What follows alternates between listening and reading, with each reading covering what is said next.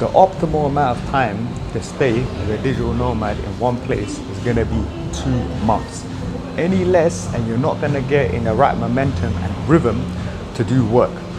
It's usually gonna take 1 week for you to understand where like to do laundry, good places to eat, good co-working places.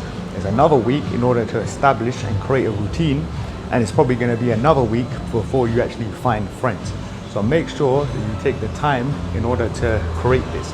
Especially if you're someone who is working for someone else. If you've got deadlines, if you have to do Slack, all this bullshit. Like for me, obviously because I work for myself, I have my YouTube channel. I don't deal with any admin, I don't deal with any Slack, no bullshit.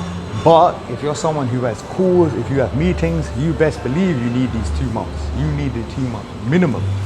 But don't be going to 1 week, spending some time there, another week, like you're not a traveler. You can see my video there about the differences between being a traveler and being a digital nomad. You have to be there, create a routine and create consistency. For example, yesterday I extended my visa in Indonesia for 1 more month. In total, I've been here for almost a month in a couple of days. I would feel that in a couple of days it would be too early to leave. Too early. I've only moved once. I had my first hotel and then a week later I went to where I'm staying now in my homestay.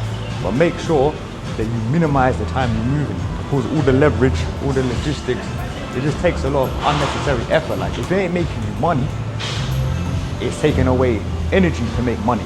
So make sure that you reduce the amount of times that you're packing, the amount of times that you're moving in.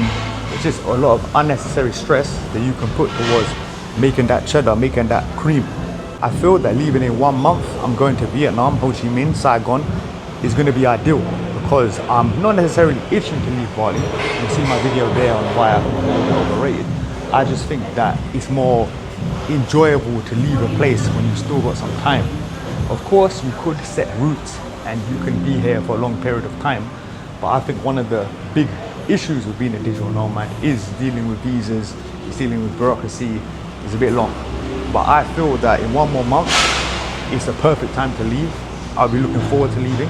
Because remember, with stuff like Bali, you can always spin back, you can always come back on a better visa. But the reality is that you need to be in one place for at least 2 months. Now, I don't necessarily mean in a city for 2 months. So for example, if I'm flying to Saigon, which I am, I don't mean that I'm gonna stay in Saigon for 2 months. But I mean, generally, you want to be in one place for 2 months. So whether that's like, let's say, a week in Saigon, then let's go to Da Nang for a month, you know, roughly that amount of time. But especially when you first fly in, so when I flew to Kuala Lumpur, then Indonesia, then you really have to be there for 2 months because you want to deal with the jet lag. It takes roughly 1 day for you to recover every hour of time zone you skipped. So for example, there's an 8-hour difference from London to Bali. So it would take me roughly 8 days to completely go to my level of baseline.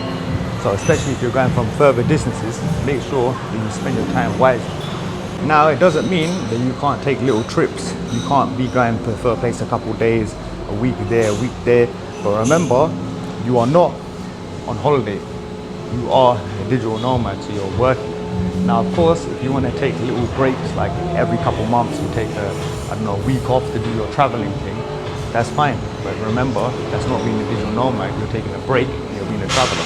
So right now, I'm in a cafe in Bali, in the Canggu area, super nice. And I'm making money completely passively, utilizing YouTube search and crypto. So if you want to find out how I'm doing this, I'm making more than $2,000 a month completely passively. It doesn't require any more effort in order to keep the same money rolling in. You can see my free blueprint on how I make money with YouTube search by the link in the description and pinned comment. If you found value in this video, don't forget to like and subscribe. It's your boy, the London Nomad, signing out. Peace.